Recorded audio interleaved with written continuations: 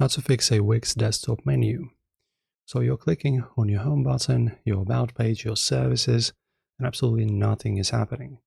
Or worse, your entire menu has vanished from your desktop sites. So Wix this year introduced high performance global headers and advanced menu components, but they come with a new set of layering rules. And today I'm showing you the quick fixes to bring your menu back to life and make those buttons clickable again. Alright, and if your menu is missing from just one specific page, it's likely a layout conflict.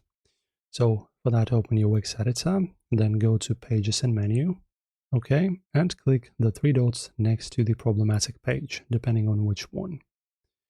Also ensure that, and then go to Settings and Layouts, and ensure it's set to Standard if you accidentally selected no header and footer.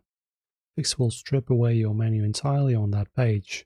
Switch it back to standard and your navigation should reappear instantly. Also, if your menu is visible but not clickable, something is ghosting over it. So this year, transparent containers or large SVG images are the usual suspects. So right-click on the area where your menu is and select overlapping items.